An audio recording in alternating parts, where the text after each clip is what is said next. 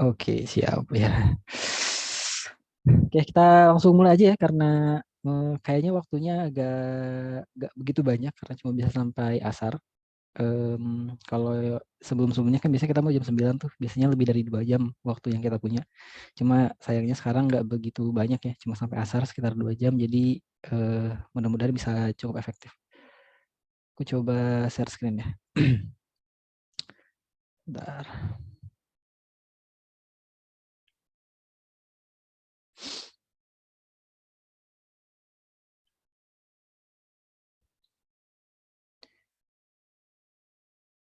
Oke.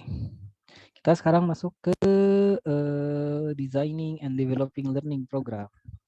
Itu kemarin siapa aja nih yang udah ngerjain scaffoldingnya? Sebenarnya aku nggak perlu nanya juga udah kelihatan sih ya, cuma ada satu orang yang ngumpulin. Tapi nggak apa-apa sih. Ya, terima kasih buat Fajar ya sudah mengumpulkan dan sempat diskusi juga kemarin terkait hal itu.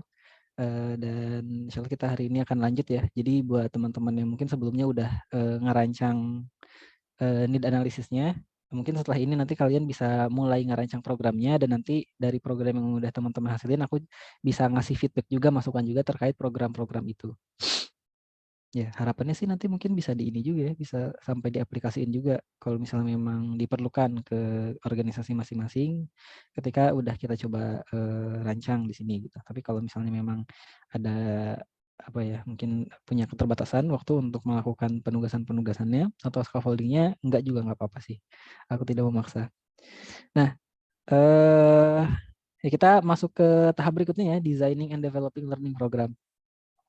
Nah, eh kemarin kan mungkin kita udah sempet ini ya, sempet ngobrolin bahwa ada 3 level ketika kita memang mau mengkader seseorang.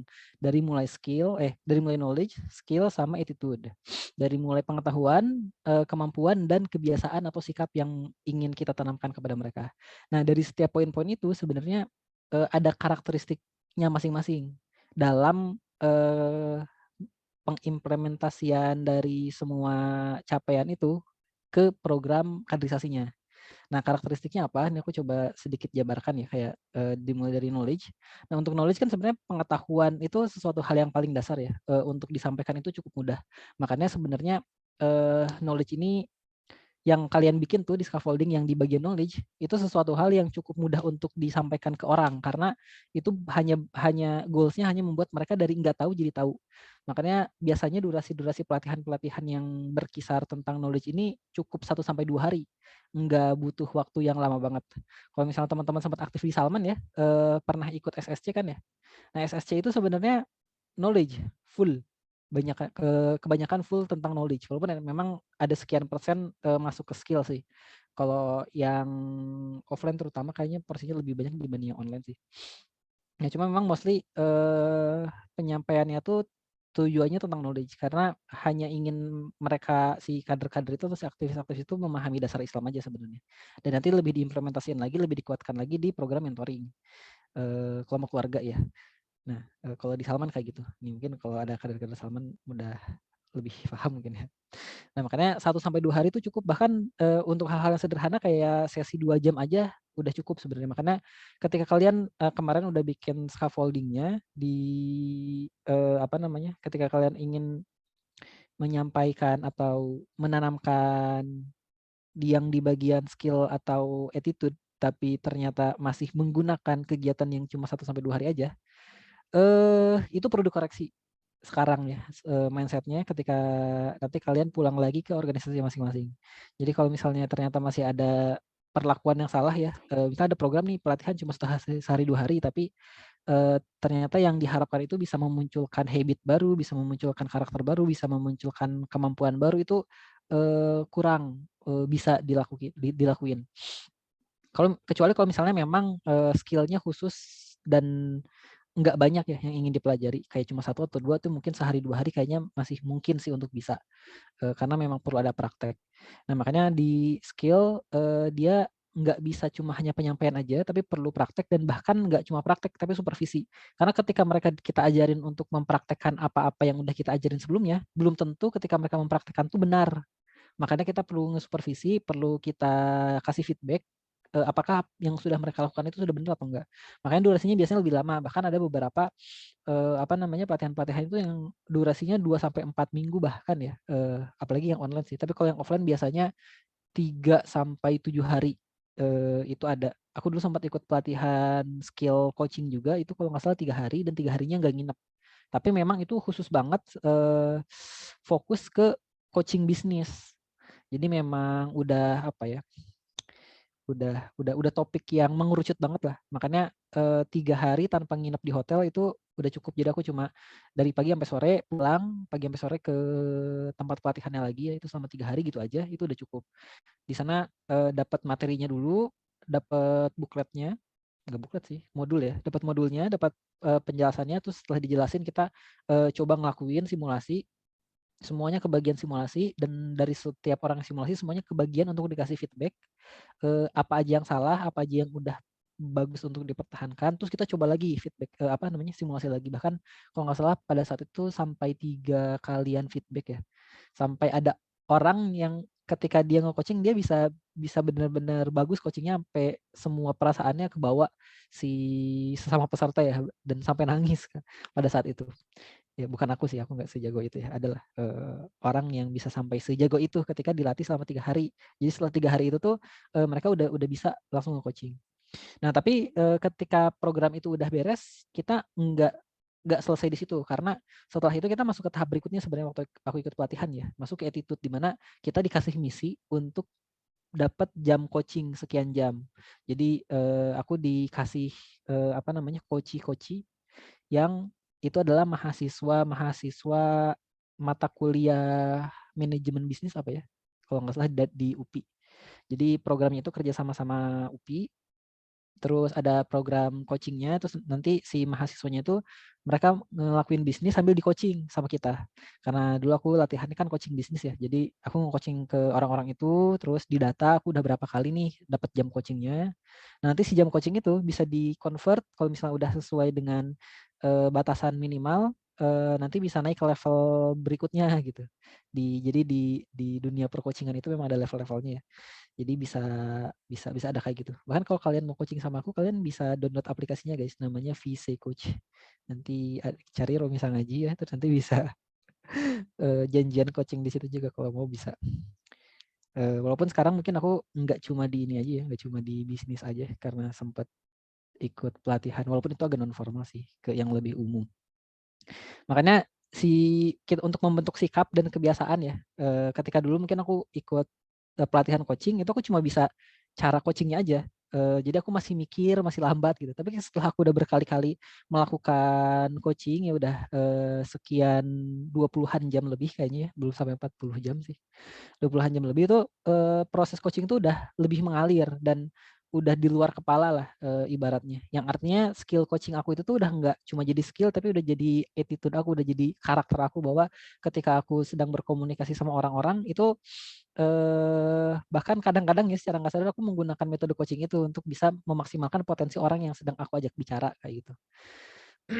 Nah sampai ke tahap itu, makanya itu perlu waktu 3 bulan, perlu nyari coach yang lain ya, praktek, dan kadang sempat ada ini juga ya, biasanya kita ada pertemuan bulanan juga, bulanan apa mingguan ya dulu ya, lupa aku.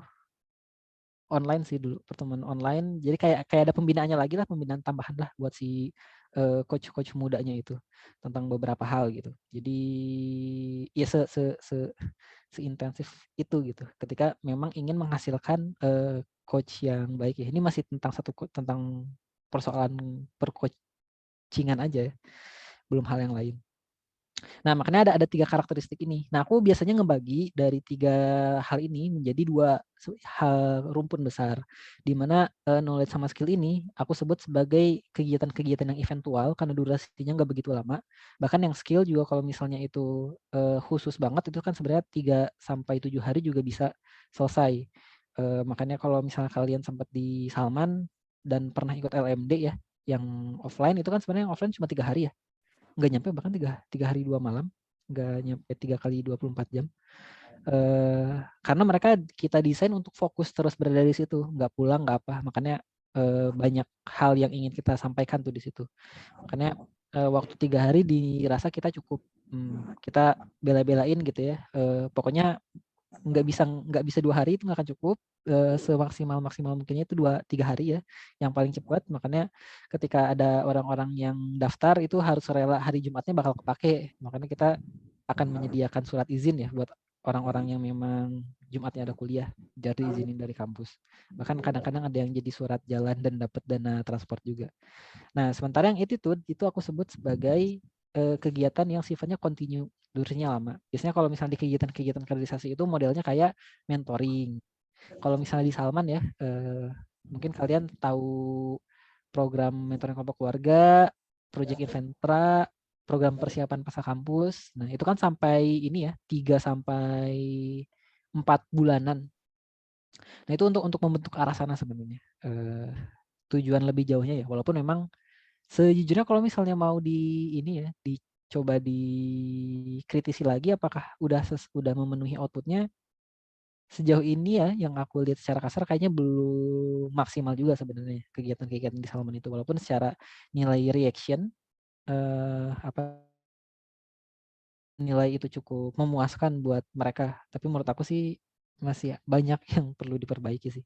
Nah cuma bisa dibagi dua kayak gini ya. Jadi ketika kemarin kan kalian udah bikin scaffolding, knowledge, skill, sama attitude. Kalau ordernya emang nggak usah dilihat karena itu kebutuhan lain selain yang berkaitan dengan pengetahuan, skill, dan kemampuan mereka ya. Bukan bukan apa ya, bukan kapasitas internal lah, selain kapasitas internal tuh yang si order itu. Makanya nggak usah bisa diabaikan lah kayak gitu. Nah, tinggal fokus ke 3 hal ini. Makanya ketika kalian kemarin udah bikin scaffolding-nya, kalian udah bisa ngeliat nih bahwa yang ada di tabel di kolom knowledge sama skill itu bisa kita jadikan sebagai program-program eventual yang masuk di attitude itu mau nggak mau harus program yang cukup lama kayak gitu. Nah, contohnya kan kayak gini ya. Kemarin kita udah sempat bikin juga, dan ini contohnya ya. Yang kita tulisin di sini, ya ini aku ingin menggarisbawahi lagi karena aku takut ada yang salah ketika kalian kemarin bikin ya. Nah, yang kita bikin di sini itu adalah sesuatu yang perlu dimiliki sama anggota organisasi kita ketika berada di level itu. Jadi ketika mereka masuk ke level 1, semua hal ini tuh harus sudah mereka miliki. Bukan yang perlu dipenuhi ketika mereka berada di setiap levelnya. Bukan ketika mereka masuk ke level 1, mereka baru diajarin semua hal yang ada di level 1 ini. Nggak kayak gitu. Ketika kita nulis ini ya, definisinya nggak kayak gitu. Jadi kalau misalnya mungkin ketika kalian kemarin sempat ada kesalahan dalam pembuatannya ya, ngelihat kayak mikirnya orang-orang yang di level 1 tuh harus diajarin apa aja. Nah, itu masih mindset yang agak keliru. Tapi justru orang-orang di level 1 itu tuh udah selesai apa aja. Sehingga mereka tuh layak untuk ada di level 1 ini. Nah, kalau di sini kan kayak misalnya dia udah paham tujuan, visi, program, dan sebagainya lah. Mampu meluangkan waktu sekian jam, udah punya kemampuan mengikuti agenda rapat sama tim manajemen, terus udah punya sikap-sikap yang responsif dan inisiatif, service excellent gitu. Nah, ketika kita memang ingin ingin apa namanya, bikin mereka naik ke level 1, berarti mereka harus udah selesai ini semua gitu. Bukan ini semua tuh bukan sesuatu yang harus harus dipenuhi kan ketika mereka masuk ke level 1 gitu. Jadi kalau misalnya kemarin masih ada yang salah bisa dikoreksi aja, nggak apa-apa. Dan mohon maaf juga kalau misalnya mungkin kemarin aku luput untuk menyampaikan ini ya. Cuma ini aku tekanin lagi supaya kita sama-sama paham gitu. Makanya ini tuh bukan yang perlu mereka penuhi ketika mereka ada di setiap levelnya. Nah, makanya ketika kita mau merancang ini, kita perlu mikir-mikir kan ya, sebenarnya setiap kebutuhan di attitude, skill, sama knowledge itu harus kita kasih kapan ke mereka kan. Nah, makanya ketika ada attitude yang berada di level 4 ya, kayak misalnya ini nih. Masih attitude atau ability ya. Ability atau karakter di level 4 kayak amaliumnya sekian, dia punya kebiasaan untuk berhati-hati dan cepat mengambil keputusan. Nah, itu bukan kita kasih ketika mereka berada di level 4 atau ketika mereka udah jadi ketua atau ring 1 gitu. Tapi justru sebelumnya. Makanya ketika kita ingin membuat mereka siap masuk ke level 4, kebutuhan-kebutuhan di level 4 itu perlu kita tarik di level 3. Jadi selama mereka lagi di level 3, lagi jadi apa ini berarti di sini? Kayak kadif ya mungkin ya. Kadif atau kadep misalnya, bukan ring satunya. Nah, mereka perlu disiapkan untuk bisa jadi ring satunya gitu. Si attitude-nya. Nah, termasuk yang ke bawahnya juga. Nah, terus kalau orang-orang yang dibutuhkan di level 1 dia perlu disiapkannya kapan? Karena kan sebelumnya kan mereka pasti belum tergabung dalam organisasi kita kan. Mereka masih jadi calon organisasi kan. Makanya kita nggak akan mungkin bisa ngasih intervensi atau program yang bisa mereka ikuti selama 1 semester sebelum mereka ikut kegiatan kita. Nah, makanya bisa dengan cara seleksi. Jadi ketika kita menyeleksi orang, kita ya udah pilih aja orang-orang yang secara attitude, ability atau si karakternya itu udah memenuhi. Nah, walaupun memang di beberapa organisasi ada yang dia itu proses seleksinya adalah programnya itu sendiri. Jadi kayak di Karisma, dia proses seleksinya itu kan namanya PCP ya. Aku lupa lagi namanya, singkatannya. Apa sih P-nya? Pelatihan apa ya? Pelatihan calon pembina apa ya? Jadi orang-orang yang daftar ke Karisma, mereka tuh harus ikut PCP dulu dan PCP-nya itu prosesnya selama 1 semester. Dan itu tuh proses seleksi sebelum mereka masuk level 1 gitu. Jadi mereka harus beresin PCP dulu. Enggak deh, enggak 1 semester deh. 2 atau 3 bulan kayaknya ya. Iya. Baru mereka tuh naik ke level 1, yang level 1-nya itu cuma 3 bulanan juga. Enggak, per tahun deh kalau di Karisma. Berarti 9 bulanan ya si level 1-nya gitu. Nah, baru level 2-nya setahun, apa 3-nya setahun, apa 4-nya setahun gitu. Nah, jadi bisa dibikin metode seleksi, entah itu seleksinya dibikin kegiatan juga ya, kegiatan pelatihan, itu ya bisa juga gitu. Ketika kalian misalnya buka pendaftaran 100 orang, terus 100 orangnya diikutin pelatihan selama 3 bulan ya untuk membentuk attitude itu atau ability atau karakter. Dan orang-orang yang nggak memenuhi karakter, ya udah nggak usah dilantik. Nah, itu juga metode itu bisa. Tapi kan sebenarnya itu mekanisme seleksi ya, termasuk ke dalam mekanisme seleksi. Walaupun program seleksinya itu termasuk program pelatihan sebenarnya. Kayak gitu. Nah, kemarin juga di BMK sempat juga ada yang pakai metode kayak gini, salah satunya di program training. Jadi orang-orang yang masuk ke tim training itu kan mereka harus diikutin kegiatan dulu ya selama sekian minggu untuk punya kemampuan untuk ngedesain pelatihan. Nah, makanya mereka dipenuhi dulu tuh selama itu, dan ketika nggak terpenuhi ya mereka nggak bisa jadi tim pelatihan, tim training gitu. Nah, makanya yang attitude ini diturunin levelnya. Yang dibutuhkan oleh orang-orang di level 4 perlu dipenuhi ketika mereka berada di level 3, ketika mereka berada di level 2, 1, dan seterusnya gitu.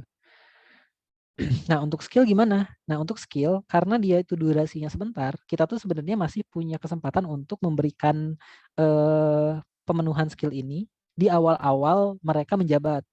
Jadi ketika mereka awal-awal naik level, itu kita masih punya kesempatan untuk memberikan kemampuannya. Meskipun akan sangat baik kalau misalnya kita tetap turunin 1 dan dikasih di akhir. Itu masih nggak masalah. Jadi sebelum mereka naik, mereka kita kasih skill dulu. Dan habis udah kita kasih skill tuh, nanti mereka baru naik jabatan dan mereka udah bisa langsung ngerjain. Tapi kan biasanya nggak ini ya, nggak semua organisasi tuh habis mereka naik jabatan tuh langsung malah harus mengeksekusi gitu. Kayaknya nggak semua kayak gitu. Kayaknya kadang-kadang sih biasanya kayaknya ada ini ya, masih ada jeda gitu kan. Nah, makanya si skill ini masih bisa dilakuin di akhir atau di awal mereka pas masuk ke level yang bersangkutan. Kayak gitu. Nah, kayak gini lah ya tuh. Nah, tapi selain itu juga sebenarnya kalau misalnya mau, kita bisa di tengah-tengahnya. Jadi skill ini kan sebuah kemampuan ya, dan dalam menjalankan peran mereka di level itu ada beberapa kemampuan-kemampuan yang baru digunakan setelah mereka beberapa bulan menjabat. Contohnya misalnya ketika ada orang di divisi desain nih, secara timeline di awal-awal tuh mereka harus bikin branding. Terus di berikutnya mereka harus bisa teknik publikasi misalnya. Makanya kita bisa mendahulukan skill branding dulu, baru skill publikasi. Jadi skill publikasi itu bisa agak mundurin dulu ketika mereka memang udah butuh dan akan menggunakan skill itu gitu. Jadi masih ada fleksibilitas di sana lah untuk skill. Nah, untuk knowledge juga sebenarnya mekanismenya sama ya. Bisa sebelum di awal-awal ketika mereka mau masuk di level tersebut atau di sebelumnya di akhir.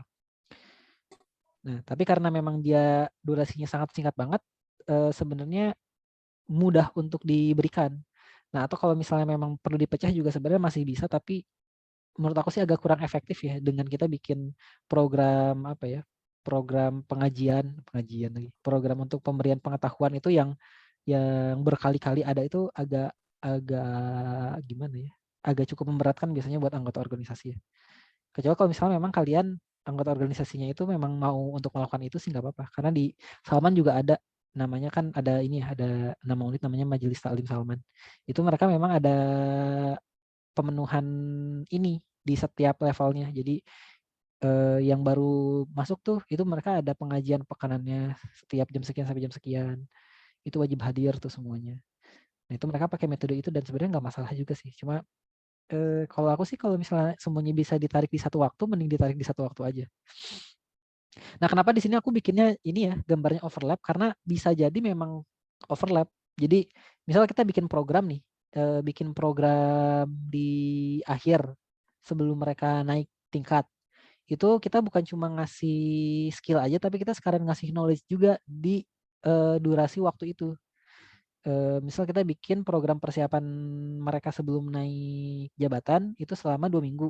Nah dalam 2 minggu itu kita nginep tuh misalnya ya, full 2 minggu atau seminggu lah, biar nggak kelamaan. Atau 5 hari gitu.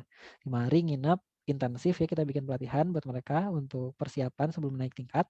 Yang itu udah include dari knowledge-nya sampai ke skill-nya. Ya itu nggak masalah juga, bisa-bisa banget.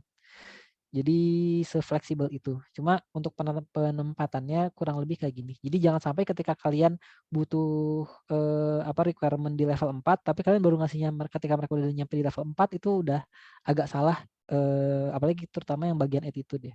Jadi kalau bisa sih ditarik satu level sebelumnya gitu. Mudah-mudahan cukup jelas ya. Nah, terus kan tadi ini masih ada bagian yang kosong kan untuk yang level 4. Masa mereka yang udah sampai level 4 gak dapat pembinaan apapun, cuma tinggal ngelakuin sesuatu aja. Nah, sebenarnya masih ada berbagai macam hal yang bisa kita lakuin. Salah satunya adalah persiapan pasca lulus atau dukungan di tingkat akhir.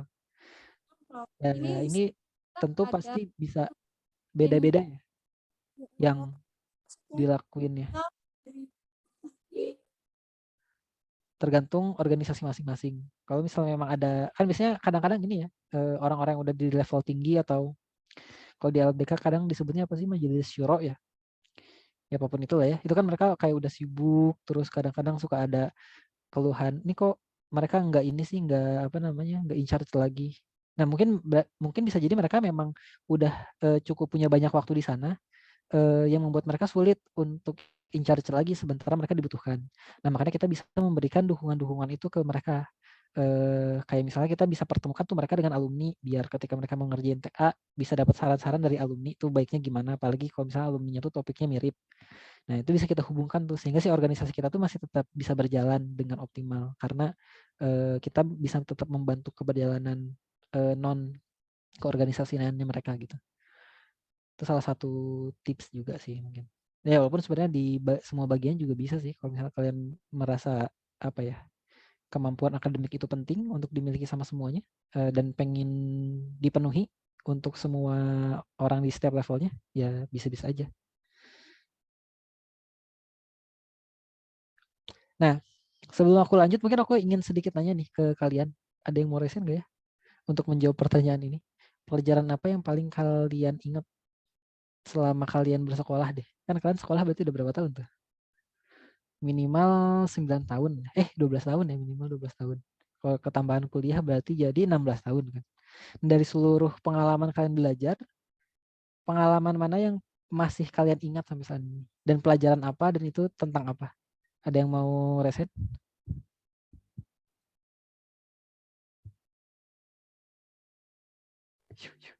Kang, ini Oh boleh. maksudnya dari SD. Iya, Ini maksudnya dari SD. iya, iya. Dari TK juga nggak apa-apa sih. Dari kandungan juga kalau masih ingat nggak apa-apa sih. Paling ini Kang, bahasa paling. Oh, Karena bahasa apa? bahasa ini sering enggak maksudnya pernah kalau dapat pencerahan juga termasuk juga Kang Romi juga pernah bilang gitu. Orang orang gila yang di Inggris aja bisa bahasa Inggris gitu. Atau ya bahkan itu nggak sekolah kan.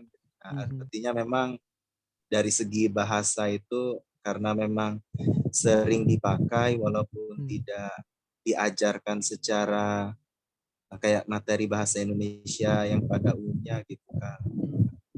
Terkadang kita pelajaran bahasa Indonesia masih dapat skor kecil padahal kita orang Indonesia. Nah, ini sering sekali dipakai gitu Kang. Artinya dari TK kemudian sampai sekarang ini pelajaran bahasa itu masih sering digunakan. Mungkin kalau dari Ana itu Kang. Oke, terima kasih Fajar ya. Berarti kalau Fajar pelajaran bahasa karena sering digunakan ya dalam keseharian. Kalau yang lain Ya, ada lagi nggak yang mau menyampaikan jawaban dari pertanyaan ini? Barangkali pelajaran apa yang masih kalian ingat sampai saat ini?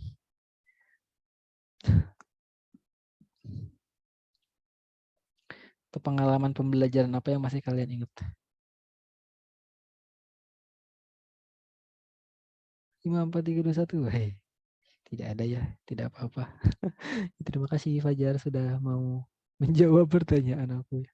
Nah, banyak orang-orang yang ketika ketika ditanya ini tuh mereka jawabannya beda-beda ya. Ada yang eh, pelajaran biologi karena dulu pas belajar biologinya itu sambil main ke kebun binatang. Terus ada yang ini apa, yang pelajaran matematika karena dulu waktu pelajaran matematika langsung disimulasiin gitu pakai apa, pakai korek, pakai apa gitu.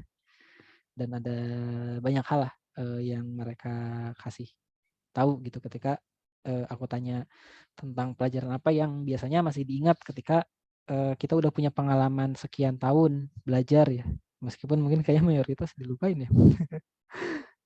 Nah, tapi kenapa aku ingin ngebahas itu karena menurut aku ini jadi salah satu hal yang cukup menarik ya dari sekian banyak materi yang kita pelajari. Pasti ada yang paling nangkep. Nah, ketika kita mengetahui hal itu, kita harus mencari tahu sebenarnya kenapa hal itu bisa terjadi. Karena ketika kita mengetahui kenapa hal itu bisa terjadi, kita bisa mengaplikasikan konsepnya ke program kaderisasi supaya ketika kita melakukan program kaderisasi, itu akan menjadi program kaderisasi yang apa ya? Yang diingat, yang dikenang, yang diaplikasikan oleh orang tersebut gitu. Nah, makanya meskipun ini fenomena-fenomena yang sering terjadi ya, tapi menurut aku ini penting untuk kita coba kasih concern terhadap hal ini karena ini bisa memberikan clue kepada kita untuk menjawab kebutuhan kita dalam kaderisasi. Nah, ini berkaitan sama apa? Nah, ini berkaitan sama ini nih teman-teman nih, tentang learning retention, learning pyramid ini. Jadi kalau misalnya kalian ya coba refleksikan ke ingatan pelajaran kalian, kemungkinan besar itu yang paling banyak kalian lupakan itu adalah pengalaman pembelajaran yang menggunakan ceramah. Kayak misalnya khutbah Jumat deh, siapa di sini yang mengingat khutbah-khutbah Jumat ya para lelaki. Kan kayak cuma sedikit doang kan ya yang kadang-kadang tuh keinget gitu di khutbah Jumat apalagi kalau pas lagi khutbahnya pada tidur. Nah, itu biasanya lebih sedikit. Nah, baru lebih bagus lagi kalau misalnya ada reading, ada audio visual, ada demonstrasi, ada diskusi, ada praktek, sama mengajarkan orang lain. Jadi ketika kita mengajarkan orang lain itu kita akan lebih memahami apa yang kita pelajari justru. Makanya lebih berkah banget kan ketika kita ngasih sesuatu ternyata Allah ngasih lebih ke kita. Nah, makanya tadi ketika Fajar bilang pelajaran bahasa karena sering dipraktekkan itu ada di level yang ini nih. Udah 75%. Jadi wajar kenapa sih Fajar itu ingat banget atau yang paling berkesan itu adalah pelajaran bahasa karena memang sering digunakan. Dan termasuk aku juga kayak gitu ya ketika dulu aku belajar apa namanya? Belajar biologi itu guru biologinya itu gambarnya bagus banget. Jadi meskipun dia ngegambar pakai tangan ya di papan tulis, itu gambarnya tuh gambar gambar kualitas HD gitu. Gimana ya? Jadi bener-bener gambarnya tuh sangat menggambarkan organ-organ manusia meskipun dia ngegambarnya pakai tangan ya. Jadi dia memang kemampuan artistiknya bagus banget. Dan karena aku termotivasi untuk ikut menggambar sebagus beliau tapi tetap aja hasilnya di buku aku jelek. Cuma apa yang beliau gambar tuh jadi masih keinget gitu. Atau misalnya pelajaran fisika kita apa dilakukan demonstrasi ya apa namanya dua benda dijatuhin ya ternyata ya jatuhnya barengan gitu misalnya. Atau demonstrasi-demonstrasi lain lah entah itu fisika, kimia. Terus dulu ketika biologi nyobain pakai mikroskop, aku sempat ngambil air apa namanya air kolam gitu. Terus ternyata terlihat tuh amuba-amuba yang punya flagel-flagel. Ini ada anak-anak sosial ya, bisa tidak memahami. Ya, intinya ada bakteri-bakteri gitu lah. Aku sempat ngelihat dia bergerak-gerak terus aku sangat takjub gitu melihat, wah ternyata ada kehidupan di air kolam ini selama ini padahal air kolamnya kan gak ada ikannya, itu cuma air genangan air gitu. Terus pas aku coba untuk diambil untuk dilihat di mikroskop kan dibebasin ya, itu ada beberapa mikroskop terus berkelompok, "Sok, bebasin ambil aja apa aja buat diamati." Oh ternyata aku menemukan sebuah kehidupan ya di sana. Dan hal itu jadi sesuatu hal yang sangat berkesan buat aku karena aku mendemonstrasikan itu, mendiskusikan bahkan mempraktekkan itu gitu dengan teman-teman aku di saat itu. Nah makanya, hal ini jadi apa ya, jadi jadi pengalaman pembelajaran yang lebih teringat. Nah makanya dulu, ketika ini ya, ketika aku nggak ngerti sih dulu waktu kalian ada kelompok belajar atau enggak ya, waktu aku zaman SMA itu zaman banget lah, pada saat itu ada yang disebut kelompok belajar. Jadi kita bikin kelompok-kelompok belajar, dulu aku bikin kelompok belajarnya sesama rohis. Karena dulu aku waktu SMA anggota rohis ya biasanya habis sekolah beres kita kan sholat zuhur bareng, terus habis sholat zuhur tuh kita belajar ya. Jadi ada orang-orang yang pinter di A, pinter di B, pinter di C, terus dia ngajarin teman-temannya gitu. Dan meskipun dia ngajarin, dia tuh pasti nilainya ujung-ujungnya lebih tinggi dibanding yang mereka ajarin. Karena dia jadi lebih paham dengan apa yang mereka sampaikan gitu.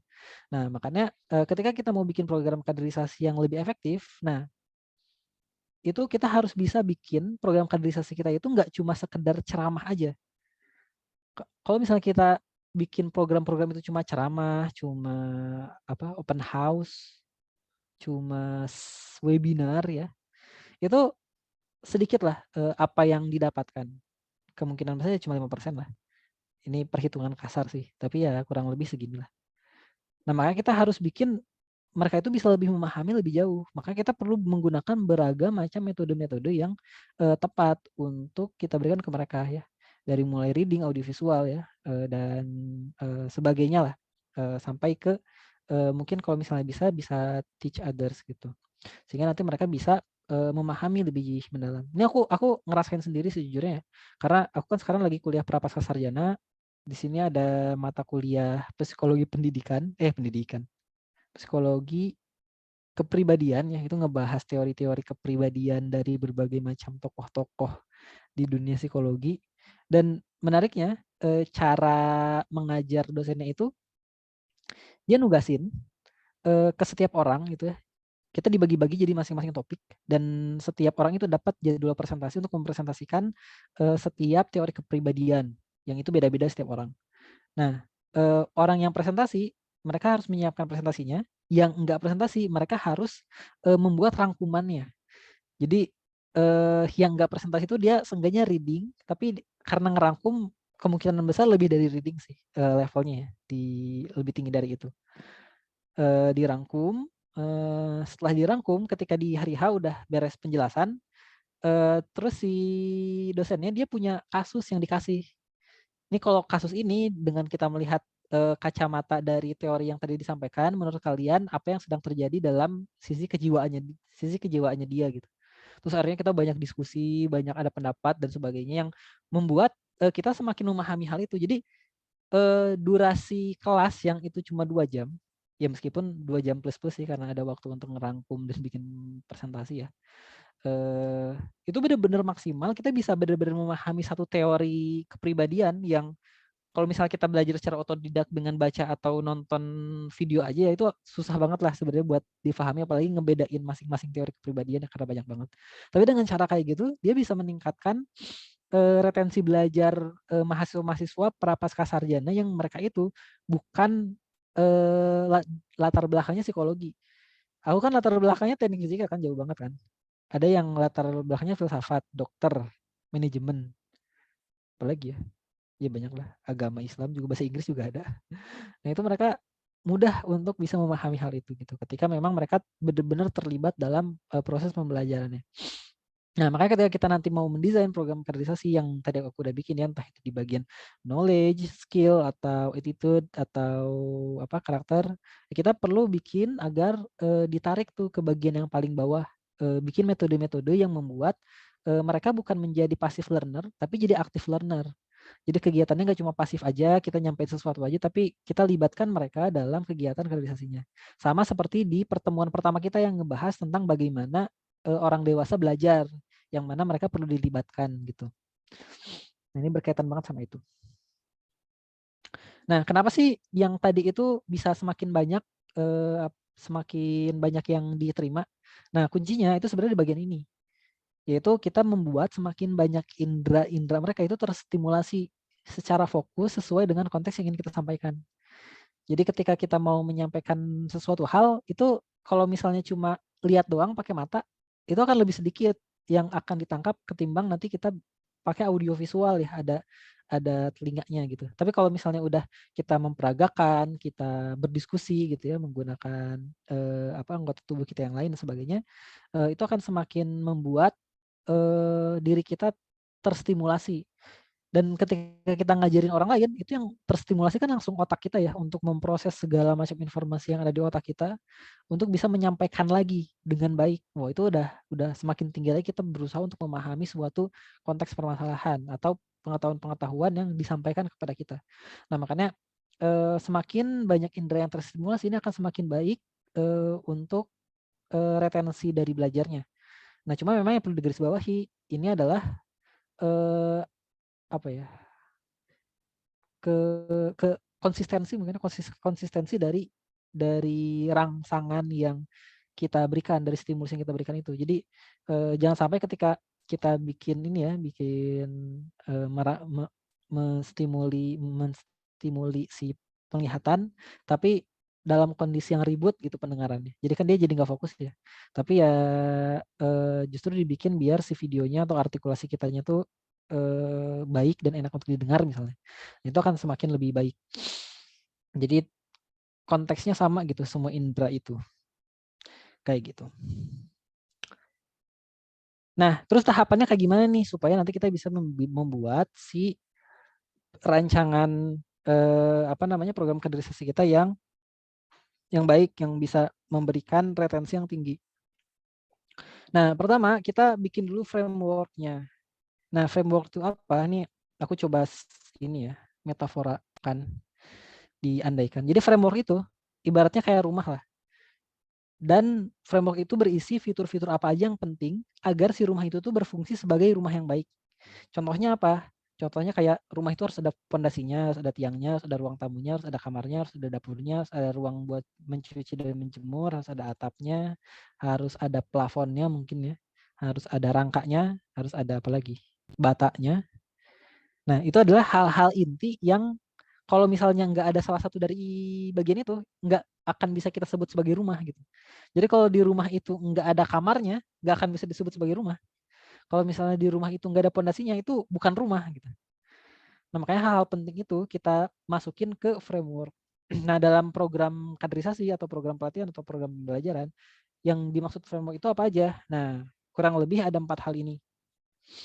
Walaupun memang versi setiap orang beda-beda sih. Ada orang-orang yang berpendapat selain ada ini harus ada penugasannya, ini yang penting apa aja. Atau apalagi ya, ada rancangan detail metodenya atau apa gitu ya. Ya beda-beda lah. Nah, cuma kalau misalnya menurut aku sih, aku lebih suka untuk melakukan penyederhanaan. Makanya menurut aku yang cukup penting itu adalah 4 hal ini. Pertama, waktu dan durasi, di mana waktu dan durasi itu adalah kapan kita menyampaikan hal itu dan berapa lama perlu disampaikan. Biasanya sih ketika kita mau menyampaikan sebuah topik dalam satu kali sesi itu nggak lebih dari 2 jam karena batas fokus manusia itu biasanya di angka 100 menit. Jadi kalau misalnya bisa sih 100 menit ada istirahat dulu baru kita lanjut ke bagian berikutnya. Nah, materi atau simulasi itu adalah materi-materi apa aja atau bentuk simulasi apa aja atau penugasan apa aja yang ingin kita berikan kepada peserta. Nah, yang mana konten-kontennya itu sesuai apa aja atau detailing lagi dari si materi atau simulasi yang ingin kita sampaikan ke mereka gitu. Jadi yang pengen dia pahami apa aja. Dan pematerinya itu siapa atau orang yang ingin memimpin simulasinya itu siapa. Karena hal ini jadi penting karena kalau misalnya kita salah untuk memilih materi, ketika kita mau bikin sebuah pelatihan, eh, pemateri itu bisa jadi gagal untuk menyampaikan apa yang ingin kita sampaikan. Kan kita punya nih topik materi tertentu, misalnya kita bikin topik tentang design thinking, terus konten-konten tentang design thinking itu apa aja kan ada 5 tahapannya, terus mindset inovatornya mungkin ya kalau bisa mau ditambahin. Nah, tapi ternyata si pemateri itu nggak punya kapasitas untuk menyampaikan beberapa poin di konten-konten yang ingin kita sampaikan. Nah, kalau misalnya itu terjadi, makanya nggak akan mungkin tersampaikan dengan baik kan apa yang ingin kita sampaikan ke peserta. Makanya si pemateri ini jadi salah satu hal kunci yang benar-benar perlu kita pilih dengan baik. Jangan sampai kita asal milih pemateri. Apa namanya, kita bikin materinya apa, terus kita cuma mikir, oh ini kayaknya nih cocok nih bisa diisi sama pemateri ini. Atau misalnya kita ngelihat, oh kayaknya nih ada pemateri yang lagi viral, undang aja gitu. Nah, meskipun hal itu ya bisa ngundang orang banyak ya, tapi kalau misalnya dia orang yang viral tapi nggak berkompeten untuk menyampaikan konten yang ingin kita sampaikan ke peserta, kan justru kita yang rugi sebenarnya. Kita udah ngebayar mahal dia, tapi ternyata peserta nggak mendapatkan apapun yang kita harapkan mereka dapat gitu. Makanya ya si pemateri ini perlu ditentukan juga. Nah biasanya ini ya di beberapa kasus yang aku lihat banyak orang yang gagal menentukan pemateri, makanya kegiatannya gagal untuk terjadi. Karena si pembawaan pematerinya misalnya jadi monoton ya, karena kita misalnya pengen pembawaan pematerinya itu nggak monoton, tapi ternyata pematerinya monoton banget nih, itu kan salah kita kan, kenapa kita malah milih pemateri itu gitu.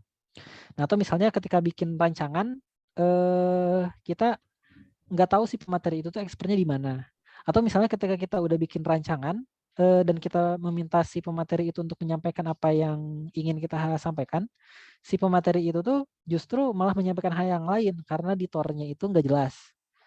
Nah, jadi ada banyak hal sih, itu udah ke bagian ranah teknis sebenarnya. Tapi cukup sering terjadi sih, kayak ada apa namanya, ada tor misalnya. Aku juga kadang dapat tor ya. Tornya nggak begitu jelas, ini kegiatannya apa, sasarannya siapa, berapa orang, terus apa namanya? Kadang-kadang ada penjelasan ya, materi dikembalikan lagi kepada pemateri ya, kalau misalnya mau ada yang diubah itu kan jadi nggak konsisten kan, padahal ketika kita bikin framework itu kita adalah orang, kita tuh lagi berada di posisi jadi orang yang paling mengetahui kebutuhan dari peserta atau kebutuhan dari kader-kader kita. Nah tapi ketika kita bilang apa namanya, ya udah terserah pemateri aja, kalau misalnya pemateri mau ngubah materinya misalnya kayak gitu di tor tuh dibilang kayak gitu, artinya kan kita menyerahkan tanggung jawab itu kepada pemateri kan. Nah, seharusnya kita strict to the point-pointnya. Jadi kalau misalnya kita ingin pemateri itu menyampaikan A, B, C, D, E, dan ketika pemateri ternyata nggak bisa menyampaikan poin D dan E, ya udah kita tolak aja pematerinya, mending gak usah nyampein. Kita cari lagi opsi pemateri yang lain yang memang mampu untuk menyampaikan semua poinnya. Jangan sampai ketika kita udah bikin poin, kita sampai ke pemateri itu pematerinya malah ngacak-ngacak lagi poin-poinnya, terus jadi nggak dapat yang ingin kita berikan ke si kader-kadernya gitu kan. Jadi sayang uang. Nah makanya menurut aku dalam framework ini 4 poin ini yang penting. Nah contohnya kayak gimana? Nah contohnya misalnya kayak gini nih. Ada nih waktunya atau durasinya nih, kalau misalnya ada tanggal juga bisa ditulis sih. Materinya itu tentang pengenalan sejarah organisasi. Konten-konten yang ingin disampaikan itu awal mula terbentuknya, tujuan waktu dulu awal dibentuknya itu apa, transformasi yang terjadi selama beberapa tahun dari awal terbentuk sampai saat ini, itu sampai visi misi saat ini misalnya. Terus nanti yang ngisi materi adalah alumni senior, yang itu si alumni itu adalah salah satu pendiri organisasinya misalnya. Plus ketua yang sekarang yang memang punya visi misi untuk bisa menjalankan tujuan awal organisasi itu dibentuk misalnya kayak gitu. Terus nanti bakal ada sesi diskusi atau apapun lain itu nanti bisa ditambahin lagi. Terus misalnya habis itu ada agenda lain nih, tur organisasi.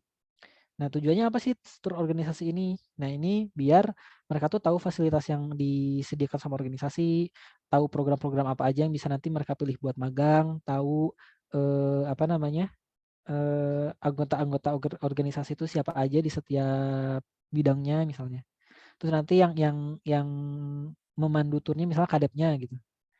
Nah, karena kita di konten-konten ini bagian-bagian yang sebelumnya kita tulis di ini nih, di apa, knowledge, skill sama attitude itu tuh yang kita bikin di scaffolding itu. Nah, dibentuk dalam kegiatan apa? Apakah kegiatan materi atau apakah kegiatan simulasi? Atau misalnya ini nih ada 2 jam lagi penjelasan tentang nilai dasar organisasi apa aja. Nah, ini kan berarti masih di level knowledge kan? Nanti kita bisa bisa tambahin lagi nih. Kalau misalnya kita memang pengen apa namanya, kegiatannya kegiatan untuk pemenuhan skill, ya berarti bisa jadi memang durasinya lebih dari ini, perlu 2 hari sampai 3 hari misalnya, dan simulasinya mungkin nggak cuma satu ya, bisa jadi ada banyak, terus nggak cuma simulasi untuk melakukan sesuatu, tapi mereka diminta untuk berdiskusi juga, terus mereka diminta untuk mempresentasikan juga, mereka diminta untuk saling memberikan feedback juga misalnya, mereka diminta untuk mencoba skill yang udah kita ajarin ya misalnya. Ya banyak hal lah yang nanti bisa desain sesuai dengan keinginan kita gitu, sesuai dengan kebutuhan kayak gitu. Nah, ini contohnya. Nah, sementara tadi kan kita udah ini ya, udah ngebahas tentang si learning pyramid ini gimana biar bisa turun ke bawah. Yang sebenarnya ketika kita ngebahas di bagian framework ini sebenarnya kita udah nentuin hal apa aja memang perlu sampai ke mereka secara poin intinya. Jadi kalau misalnya memang nggak ada bagian-bagian ini, itu udah nggak bisa disebut sebagai program kaderisasi kita lah. Kayak misal kita punya program kaderisasi ini ya, penerimaan mahasiswa baru, apa sih? OSKM ya, kalau di ITB atau apa ya? Di kalian mungkin ada ya sebutannya mungkin. Nah, kalau di kami DM1 misalnya, DM2, DM3. Nah, si DM1 tuh nggak akan bisa jadi DM1 kalau nggak ada bagian itu. Nah, si bagian itu tuh harus ada masuk tuh ke framework. Nah, kurang lebih kayak gitu ya. Kayak filosofi tadi rumah. Nah, ketika kita udah tahu di bagian ini, selanjutnya PR kita adalah gimana caranya membuat mereka itu lebih aktif ya secara pengalaman tuh mendapatkan pengalaman yang luar biasa ketika mengikuti program kaderisasinya. Nah, makanya kita perlu merekayasa pengalaman-pengalaman mereka. Kan mereka tuh ketika belajar itu, mereka mendapatkan pengalaman ya, bukan mendapatkan informasi yang mereka masuk ke otak aja, tapi mereka mendapatkan pengalaman selama berkegiatan di program kaderisasi kita kan. Nah, sebenarnya kita bisa merekayasa pengalaman apa aja yang bisa kita berikan kepada mereka. Sehingga semua orang tuh akan mendapatkan pengalaman itu gitu, yang kita bikin agar retensinya semakin tinggi.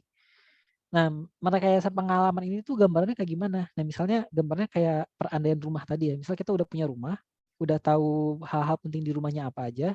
Nah, sekarang yang perlu kita pikirkan adalah gimana caranya agar rumah itu bisa ngasih pengalaman yang menyenangkan untuk mereka ketika mereka berkunjung ke rumah itu. Jadi kita udah tahu nih rumahnya butuh ada ruang tamu, butuh ada apa toilet, kamar kamar mandi, kamar tidur. Kamar mandi sama toilet sama ya. Cuci jemur, plafon, atap dan sebagainya lah. Nah, tapi nggak cuma selesai di situ kan, karena kalau misalnya kita cuma mikirin itu aja, mungkin jadinya itu cuma rumah, lantainya masih tanah, ya, terus udah ada dindingnya tapi belum di apa namanya, belum diplester, tapi itu udah jadi rumah gitu. Kan itu memberikan pengalaman yang biasa aja kan. Nah, ketika kalian baru mikirin di framework itu cuma bikin rumah yang kayak gitu, tapi belum memberikan pengalaman yang luar biasa kepada orang-orang yang mengunjungi rumah itu.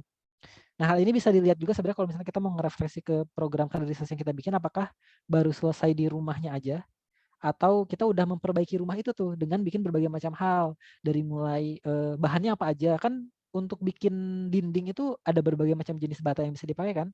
Ada bata merah, ada bata apa? Ada batu bata, ada batako, ada bata ringan ya. Terus misalnya hiasannya, furniturnya, bentuk plesternya, cat yang dipakai, pintunya misalnya mau mau pakai pintu pintu yang apa dua, mau yang slide atau yang satu aja, satu daun pintu aja, kan itu beda-beda. Meskipun kita tahu bahwa pintu itu penting, tapi kita kan bisa untuk memilih jenis pintu apa yang perlu kita pilih kan untuk rumah kita. Nah, dalam proses pelatihan juga sama kayak gitu. Jadi kita bisa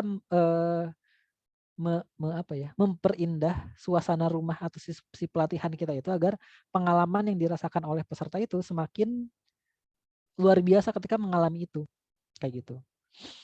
Ya mudah-mudahan cukup mudah dipahami ya. Aku sudah berusaha untuk mencari contoh yang paling mudah untuk dipahami. Mudah-mudahan mudah dipahami.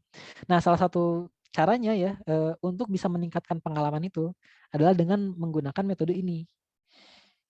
Nah, ini adalah namanya Kolb Cycle ya. Ini enggak aku tulis, ini judulnya, mohon maaf.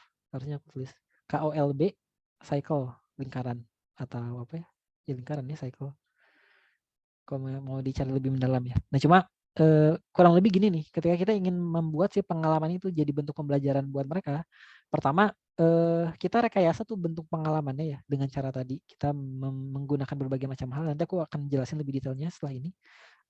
Dan ketika mereka sudah mengalami berbagai macam pengalaman itu, kita minta mereka untuk merefleksikan apa yang sudah mereka alami, apa hal yang bisa mereka dapatkan, apa yang telah mereka dapatkan, dan setelah itu mereka coba konseptualisasikan ke dalam pengaplikasian dalam keseharian. Nah, baru setelah itu kita minta mereka untuk mencoba melakukan apa yang sudah mereka pelajari. Yang ketika mereka mencoba untuk melakukan apa yang sudah mereka pelajari, itu kan sebenarnya bentuk experience baru ya. Yang mana experience itu bisa kita putarkan lagi untuk bisa direfleksikan oleh mereka, mereka konseptualisasikan dan mereka implementasikan lagi. Dan ketika implementasikan mereka bisa merefleksikan lagi ya, dan seterusnya gitu. Jadi proses pembelajarannya nggak berhenti. Nah, konsep ini sebenarnya buat kalian yang udah pernah ikut LMD offline atau online, tapi lebih terasa di offline sejujurnya. Itu sebenarnya menggunakan metode ini. Jadi kita benar-benar jadi ketika ini ya, ini aku sedikit spill aja nggak apa-apa. ketika kita ngerancang LMD ya, itu track itu kita pikirin. Jadi di dalam track itu harus ngelewatin apa aja, itu kita tentuin. Jadi kalau misalnya kita nyari track itu ternyata tidak melewati sesuatu yang kita harapkan, kita harus ganti track dan menemukan track lain yang itu di track itu ada sesuatu yang kita harapkan ada. Kayak misalnya pokoknya di tema LMD ini misal kita harus ada track yang ngelewatin perkampungan warga dulu, baru ngelewatin hutan, habis ngelewatin hutan baru ngelewatin persawahan dan masuk ke kampung warga lagi misalnya kayak gitu. Nah kita harus benar-benar harus mencari itu. Bahkan kadang-kadang kita ngasih requirement pokoknya di track itu harus ngelewatin kuburan misalnya. Ngelewatin tempat-tempat puing-puing bangunan gitu. Nah sampai hal-hal sedetail itu karena kita ingin membuat mereka merasakan pengalaman itu ketika mereka berjalan di sana dan ada sesuatu hal yang bisa mereka ambil ketika mereka mengalami hal itu gitu. Nah makanya ketika LMD ya si track itu nggak asal-asalan kita ambil. Bahkan kita udah punya berapa jalur ya yang bisa dipakai. Dan itu kadang masih diminta untuk nyari lagi sih jalurnya. Itu memang cukup melelahkan sih untuk survei-survei gitu.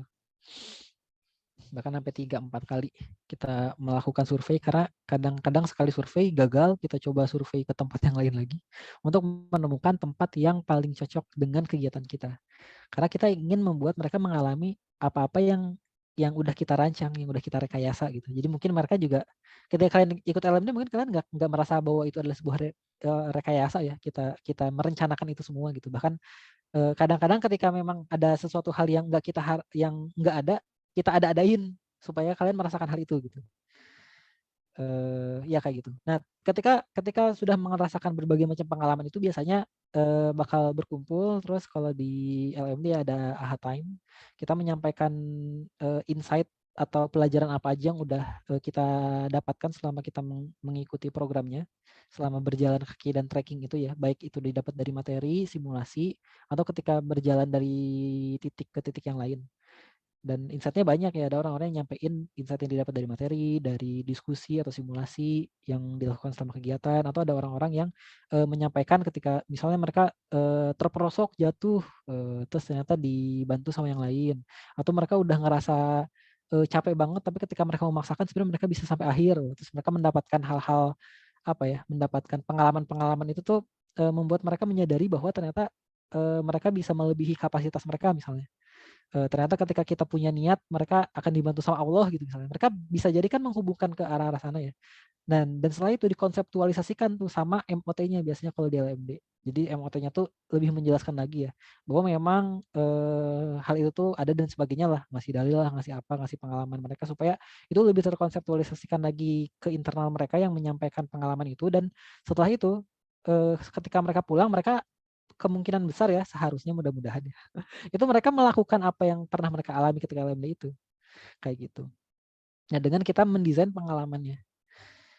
Nah makanya kita benar-benar ketika kita mau bikin ini ya program-program pelatihan, program-program training, program-program kaderisasi nggak cuma materi-materinya aja atau simulasinya aja yang kita pikirin, tapi justru apa yang akan mereka alami dari titik awal sampai akhir itu perlu kita pikirin juga karena semua pengalaman mereka yang dialami dalam kegiatan itu akan menjadi sebuah pengetahuan juga bagi mereka, apalagi kalau misalnya kita mampu untuk membuat mereka itu menyadari itu adalah sesuatu yang bisa mereka ambil hikmahnya untuk bisa mereka internalisasikan ke dalam diri mereka.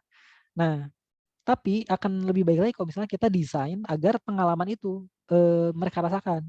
Jadi ketika kita ingin mereka merasakan A, kita bikin sesuatu yang membuat mereka itu mengalami pengalaman tersebut. Jadi nggak asal-asal kita ya udah biarkan aja Allah yang menuntun mereka untuk merasakan berbagai macam hal gitu. Tapi kita rekayasa juga gitu berbagai macam halnya supaya mereka merasakan hal tersebut. Nah caranya kayak gimana? Nah ini kan pasti yang jadi pertanyaan ya. Caranya kayak gimana? Nah ada caranya. Salah satunya dengan kita bikin experience journey. Ya, ini agak ribet sih gambar yang aku cari di Google. Tapi kalau misalnya kalian mau cari lebih dalam, boleh ya. Ini aku coba jelasin singkat aja. Nah, si experience journey ini ada beberapa bagian yang perlu kita tuliskan. Jadi ke kanan itu timeline ya, pengalaman-pengalaman yang akan dihadapi sama si peserta kita dari awal sampai akhir secara berturut-turut. Nah, terus yang ke bawah itu apa yang diperlukan setiap tahapnya. Nah, si touch point ini itu adalah tentang kapan kita bisa memberikan stimulasi selama kegiatan dilaksanakan. Jadi kan kita selama kegiatan itu dari awal sampai akhir itu banyak ya tempat-tempat kita untuk memberikan stimulasi kepada kader-kader kita, kepada orang yang lagi kita bina. Bukan cuma ketika kegiatannya itu dimulai, bukan ketika MC itu bilang kita buka dengan basmalah dan kita akhiri dengan hamdalah. Enggak cuma di situ, bahkan sebelumnya. Ketika pendaftaran, ketika mereka baru datang ke ruangan, ketika mereka lagi makan bahkan ya, misal.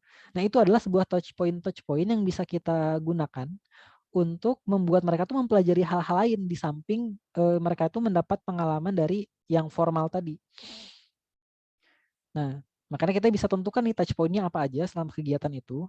Dan setelah kita tentuin touch point-nya, kita tentuin nih learning apa aja atau hal apa aja yang memang ingin kita ajarkan di setiap touch point-nya. Nah, setelah kita melakukan itu, kita coba petain lagi emosi apa yang seharusnya muncul ketika mereka merasakan pengalaman tersebut dan pengalaman apa yang membuat emosi itu muncul.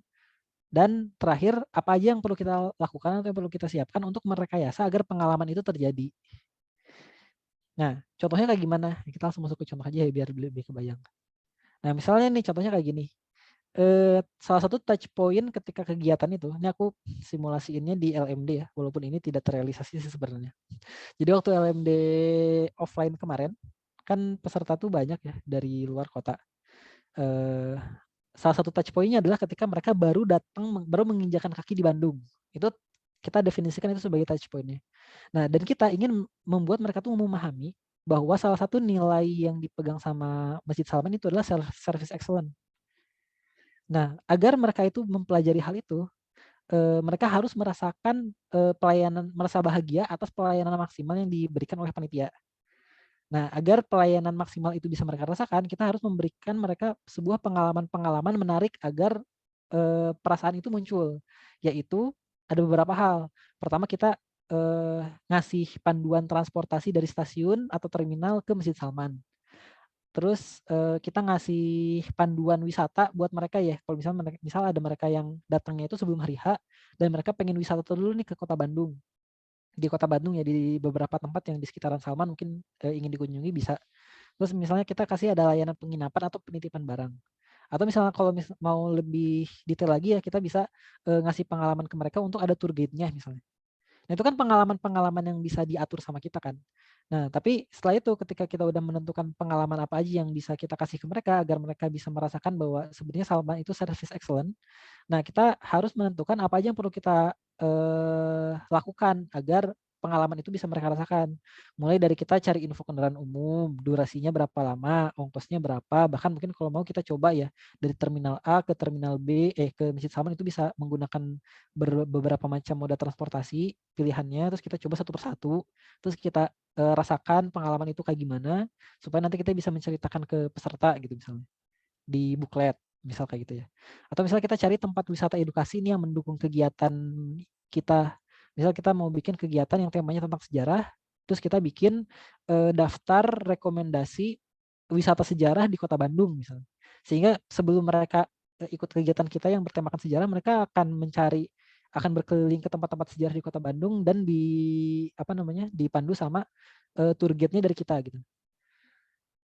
Atau misalnya minjem tempat nih biar ada tempat penginapan dan penitipan barangnya misalnya gitu ya. Nah, ini misalnya ketika peserta baru menginjakan kaki di luar kota. Atau misalnya ketika peserta itu baru nyampe di Masjid Salman ya misalnya. Sesederhana kayak misalnya kita bikin ada arah-arah panah untuk memudahkan mereka menuju ke tempat yang seharusnya. Itu kan jadi pengalaman juga kan yang mereka rasakan kan. Atau misalnya kita bikin ada orang-orang yang menunggu di gerbang-gerbang untuk kita tuntun ke setiap ruangan yang dituju misalnya.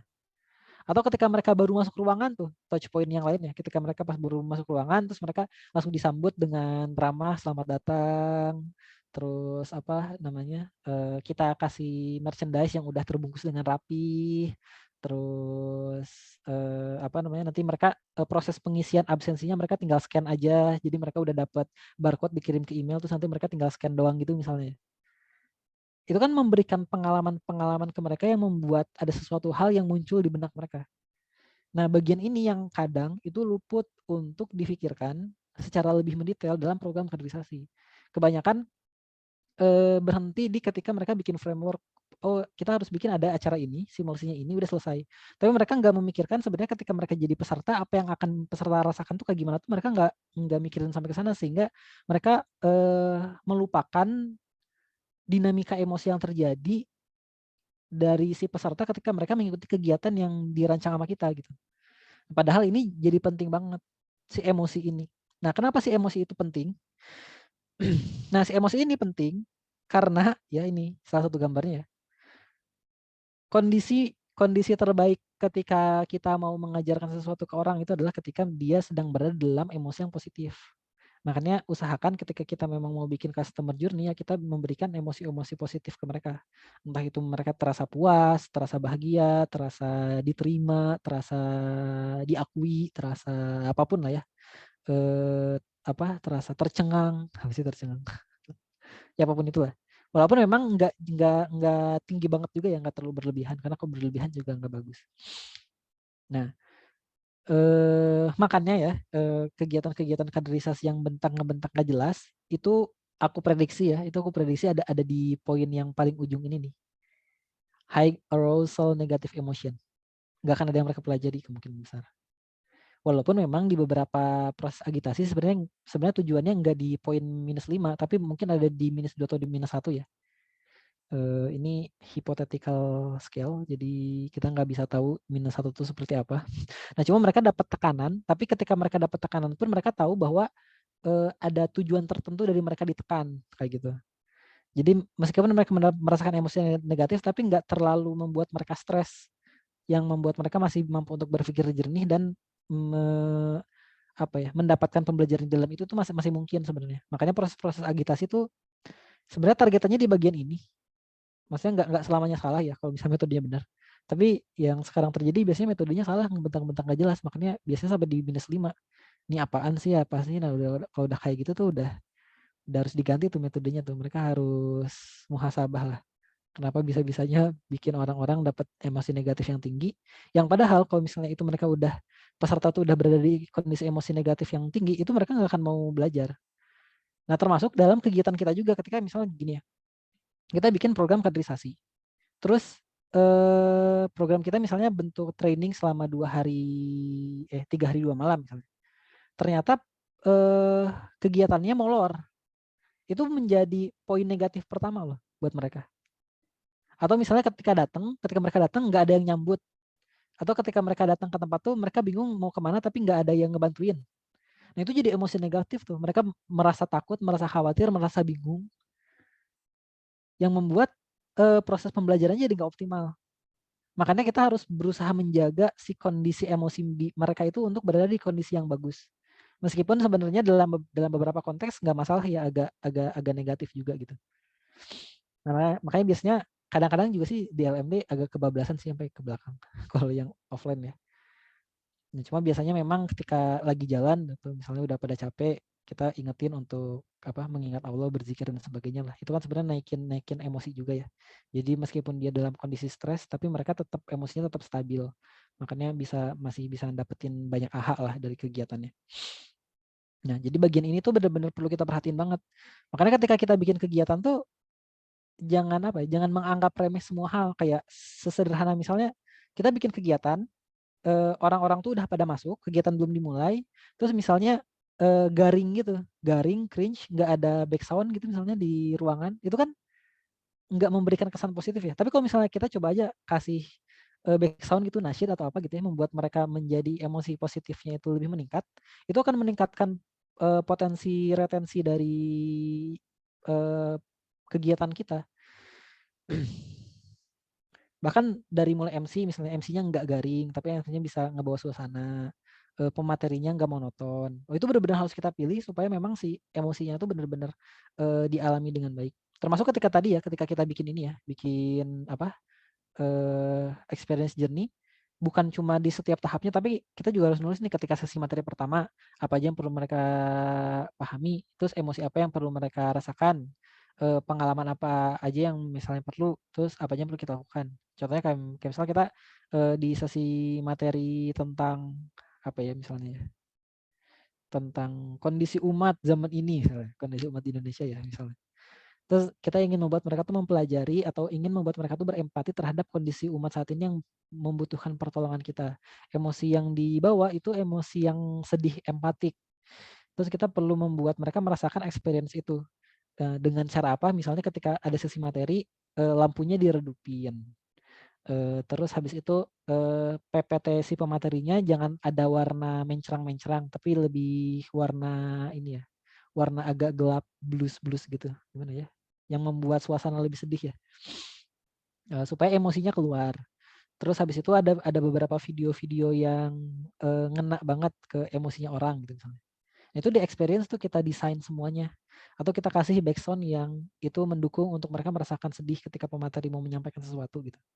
Itu benar-benar kita pikirin supaya emosi itu muncul, dan ketika emosi itu muncul, membuat mereka bisa memahami lebih dalam. Nah, karena tadi ketika kita bikin emosinya muncul, itu mereka bisa memahami lebih tinggi, jadi lebih optimal proses pembelajarannya. Nah, kenapa sih emosi ini tuh penting? Nah, salah satunya adalah ini berkaitan ke proses manusia dalam mengingat sesuatu. Jadi ketika manusia itu mau mengingat itu ada 2 jenis memori ya yang berbeda. Pertama ada yang disebut sebagai episodic memory. Episodic memory itu penjelasan singkatnya apa ya? Ingatan-ingatan yang terkait dengan episode kehidupan kita lah. Kayak misalnya ketika kalian ulang tahun tuh ada yang bikin kejutan kan itu teringat banget ya. Atau misalnya ketika kalian wisuda itu kan momentum episode dalam kehidupan yang kita ingat kan. Atau misalnya ada keluarga yang meninggal misalnya. Itu kan teringat ya karena kita merasakan emosi di situ.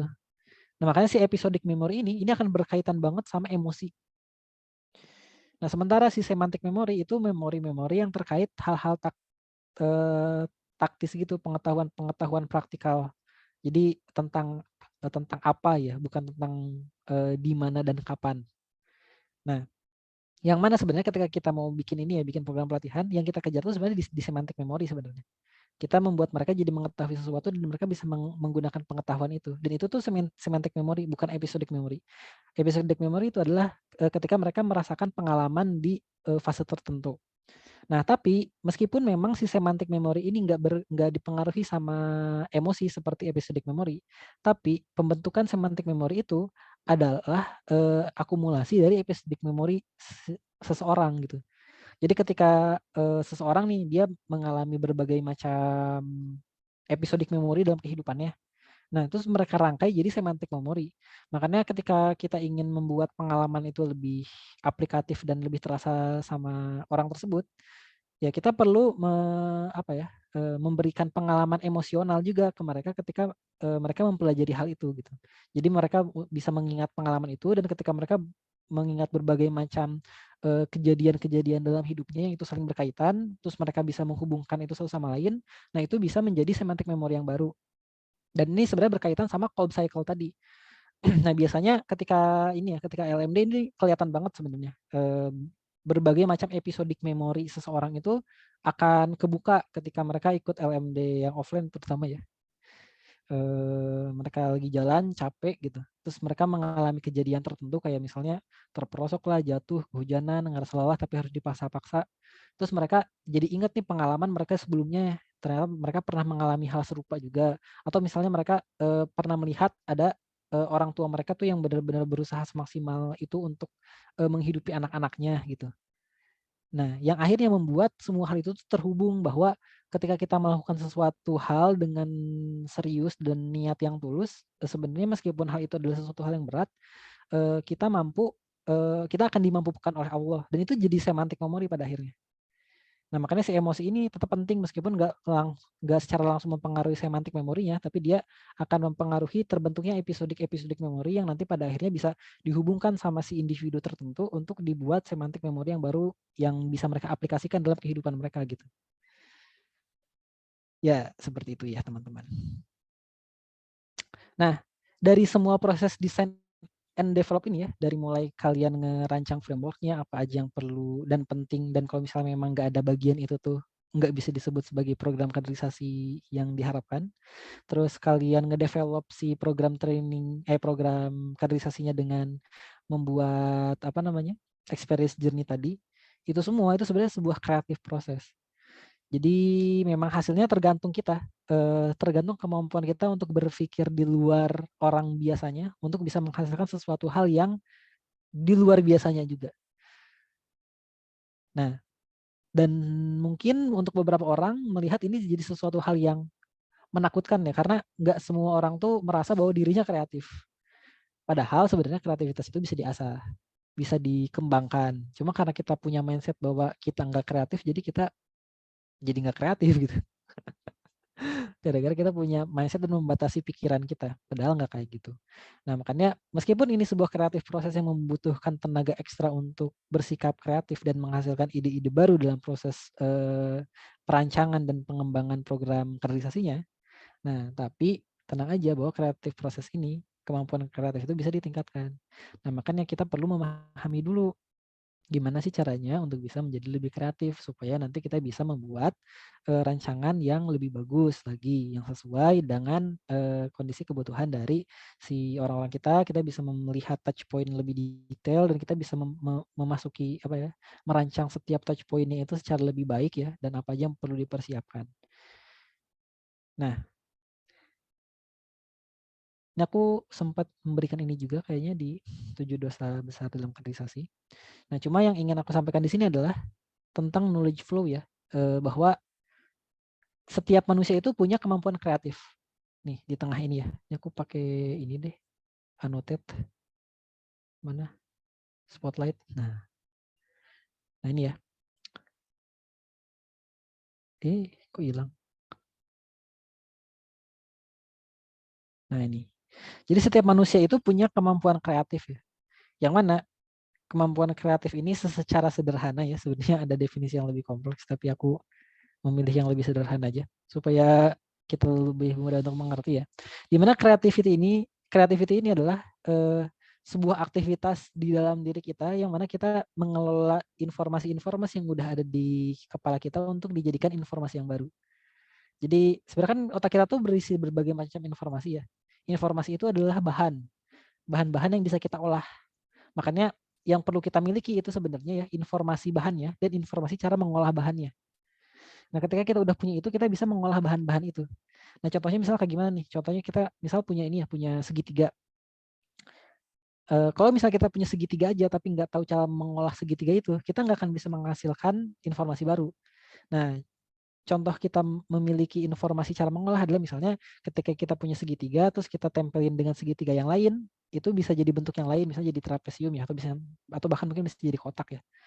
Nah, informasi itu bisa menghasilkan kedua informasi itu ya, kayak kita punya informasi segitiga dan kita bisa menggabungkan segitiga menjadi bentuk yang baru, itu bisa menghasilkan proses kreatif di mana kita bisa menghasilkan informasi bahwa segitiga itu kalau misalnya digabungin bakal jadi trapesium, dan akhirnya kita punya bahan si trapesium itu.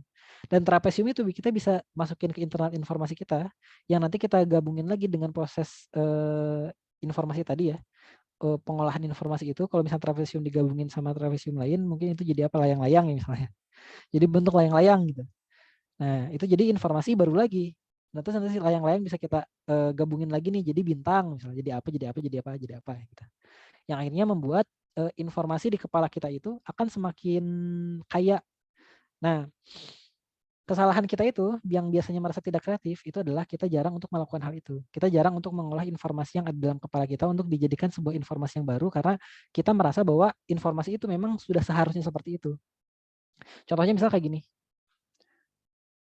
yang biasanya terjadi di kaderisasi ya, udah punya program kaderisasi nih, ABCDE yang biasanya turun-temurun tuh seperti itu. Terus kita merasa bahwa emang harusnya seperti itu gitu, nggak bisa yang lain, itu memang udah budaya. Nah itu membunuh kreativitas karena kita nggak akan mau untuk berpikir di luar itu. Nah tapi ya kalau misalnya kita mau ya kita coba dobrak aja semua hal itu untuk bisa memikirkan hal yang baru. Contohnya kayak kemarin tuh aku sempat ini ya, sempat nanya sama anggota kami ya. Kalau sempat tanya, di kami itu apakah memang selalu harus ada liko ya gitu? Aku nanya kayak gitu. Dan memang katanya harus ada. Nah kalau misalnya kita ingin mencoba untuk menumbuhkan kreativitas kita coba berpikir liar sedikit aja. Gimana kalau misalnya di kami itu nggak ada liko? Harus dipenuhi dengan cara apa? Dah, pertanyaan itu akan membuka pikiran kita lebih luas untuk menghasilkan berbagai macam informasi-informasi baru di kepala kita pasti. Kalau misalnya nggak ada Lego pakai apa ya? Kalau nggak ada mentoring pakai apa ya? Biar nilai-nilainya itu tetap bisa terpenuhi. Meskipun bukan berarti ini ya, bukan berarti ya kita ingin menghilangkan si program itu gitu, bukan berarti kayak gitu. Cuma ini cara untuk membebaskan pikiran kita aja, untuk lebih merdeka, untuk nggak terkekang dalam penjara-penjara mindset dari kehidupan yang kolot. Nah, kita perlu bisa membebaskan pikiran kita dulu. Nah, kayak gitu. Atau misalnya di organisasi kalian juga ya, misalnya biasanya tuh kalau misalnya ada kegiatan ini tuh selalu diisi dengan materi ini atau diisi dengan pemateri ini atau pasti dengan metode ini atau durasinya seperti ini. Coba kalian pikirkan kayak gimana kalau misalnya nggak kayak gitu. Kayak gimana kalau misalnya ini dilakuinnya itu enggak di ketika awal masuk tapi sebelum masuk misalnya. Atau misalnya biasanya pengenalan pengenalan kegiatan organisasi itu dilakuin ketika ada open house unit-unit nih sekampus. Terus kalian berpikir liar aja, gimana kalau misalnya pengenalan ini udah dimulai ketika sebelum orang-orang itu masuk ke kampus. Sebelum orang-orang itu tuh ikut SBMPTN gitu. Bisa nggak kita mengenalkan organisasi kita ke calon-calon mahasiswa sebelum mereka itu masuk ke kampus kita gitu. Akhirnya kan muncul berbagai macam ide dan gagasan kan kayak oh ya udah kita bikin ini aja nih, kita bisa bikin bimbel untuk mahasiswa-mahasiswa yang mau masuk ke univ kita. Terus nanti kita ajakin mereka untuk ikut di bimbel di kita, ada pengajarnya dari kita, udah dimasukin nilai-nilai keislaman dan ketika mereka udah masuk ke universitas kita, mereka nanti akan lebih mudah untuk masuk ke organisasi kita misalnya. Itu kan salah satu bentuk berpikir liar ya, dengan kita memerdekakan pikiran kita. Atau misalnya kita lebih berpikir liar lagi, gimana caranya kita nge-approach anak-anaknya alumni dari organisasi kita supaya ikut organisasi kita lagi, buat ya mereka yang mau masuk ke univ kita misalnya. Itu kan lebih liar lagi mungkin ya. Ya buat aku sih itu cukup liar sih. Nggak tahu kalian pernah memikirkan itu? Kalau belum berarti cukup liar. Nah, atau hal-hal yang lain lah yang kita bisa mendobrak kebiasaan-kebiasaan lama. Makanya pertama ya untuk bisa nge-boosting pemikiran kreatif kita harus keluar dari penjara yang menghukum kita dulu. Yang bukan berarti kita ingin tidak menyetujui apa yang udah biasanya terjadi. Jadi ketika organisasi A ini misalnya kayak tadi ya, biasanya memang melakukan ini memang wajib dengan mentoring ya nggak apa-apa gitu. Bukan berarti kita menolak mentoring, tapi kita ingin membuka pikiran kita aja bahwa kalau misalnya ini nggak menggunakan mentoring apa ya yang bisa terjadi. Nah hal itu nanti akan menginduksi lagi pemikiran-pemikiran liar yang lain ketika kita mikirin metode-metode pelatihan yang lain yang bukan berkaitan tentang mentoring itu gitu. Makanya kita perlu coba membebaskan diri kita dulu, lebih terbuka, lebih berpikir liar. Nah, untuk bisa menghasilkan informasi baru berdasarkan informasi-informasi yang udah ada di kepala kita. Nah, tapi hal itu nggak cukup. Nah, kita tetap harus bisa masukin informasi dari luar kepala kita ke kepala kita. Jadi kita coba masukin berbagai macam informasi yang berkaitan dengan kebutuhan pelatihan atau kaderisasi yang mau kita bikin ke kepala kita supaya itu jadi bahan-bahan baru untuk kita kreasikan menjadi metode-metode atau kegiatan-kegiatan atau gagasan-gagasan yang baru dalam proses kaderisasi kita. Nah, makanya hal sederhana yang bisa kita pakai adalah dengan melakukan benchmark, kita belajar ke berbagai tempat, kita coba mengalami kaderisasi di tempat orang lain, kita berusaha untuk lihat organisasi-organisasi yang berhasil untuk melaksanakan kaderisasi yang baik misalnya. Kenapa mereka bisa terjadi seperti itu dan sebagainya lah. Bahkan mungkin kalau misalnya mau lebih liar lagi, kita benchmarknya nggak usah yang ke organisasi yang sama gitu. Kayak misalnya kebanyakan kan yang ikut ini dari LDK. Ya kita coba lihat kaderisasinya lembaga dakwah Kristen gitu, lembaga dakwah Buddha, lembaga dakwah Hindu. Ya mungkin bisa ada yang bisa kita pelajari dari sana. Kan nggak masalah ya mempelajari hal-hal metode-metode kayak gitu ya. Yang membuat kita jadi terisi kepalanya dan membuat kita bisa lebih berpikir kreatif lagi karena bahan-bahannya lebih banyak. Kayak gitu. Nah, untuk meningkatkan creativity juga tadi ya udah disebutin dengan mendobrak kebiasaan-kebiasaan lama dalam berpikir. Jadi ya ini saran aku ketika memang kalian mau masuk ke dunia kaderisasi yang memang ini sebenarnya proses kreatif ya, sama kayak orang-orang yang masuk ke dunia desain grafis, videografi dan sebagainya sebenarnya. Cuma memang gak begitu kelihatan aja. Yaitu kita perlu mendobrak pikiran kita juga agar berpikir di luar dari kebiasaan, atau misalnya kita bisa menggunakan metode brainstorming, brain apa lagi ya, brain blending, planking, ya apapun itulah, yang membuat otak kita lebih terlatih untuk mengkombinasikan berbagai macam informasi-informasi yang udah ada di benak kita untuk dijadikan sebuah informasi baru atau dijadikan gagasan-gagasan baru yang bisa kita gunakan dalam proses kaderisasi itu. Yang pada akhirnya nanti kita coba aplikasiin, kita coba uji coba gagasannya. Dan ketika menguji coba kan kita jadi mengetahui fakta terbarunya nih. Ketika gagasan kita diuji coba ternyata hasilnya seperti itu, dan itu bisa jadi informasi baru lagi buat kita. Gitu. Jadi terus beriterasi, terus berkembang gitu loh otak kita tuh, nggak dianggurin. Ya gitu sih. Itu aja yang ingin aku sampaikan ya. Semoga cukup jelas, padat, dan bisa memberikan inspirasi juga dalam proses pembuatan perancangan metode kaderisasinya. Selanjutnya mungkin kita masuk ke sesi diskusi ya sampai azan berkumandang di Jogja. Boleh, silakan kalau misalnya ada yang mau bertanya dan sebagainya.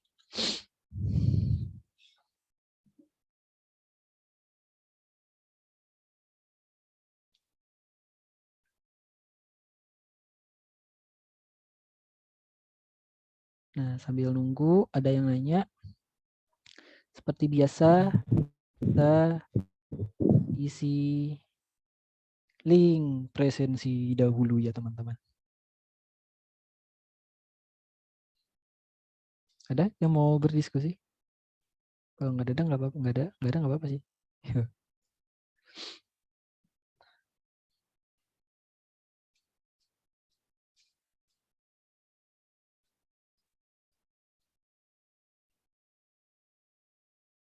Gimana, ada? Atau ternyata penjelasan aku membingungkan ya? Oke, boleh ya sambil diisi link presensinya.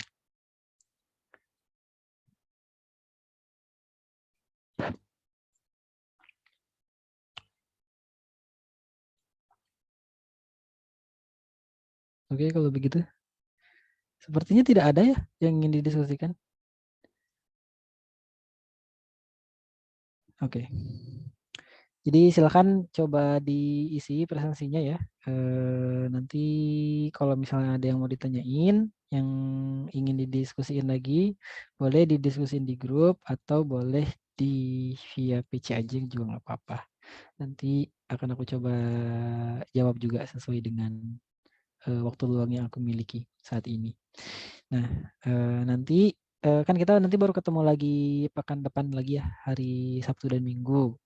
Nah, nanti aku sebenarnya belum sempat aku siapin ya, mohon maaf, tapi insya Allah mungkin hari ini akan aku coba siapin formatnya lagi. Kalau misalnya nanti buat teman-teman yang kemarin udah selesai bikin need sama gap analisis dan mau coba dituangkan nih ke pembuatan program kaderisasinya, dari mulai pembuatan framework sampai ke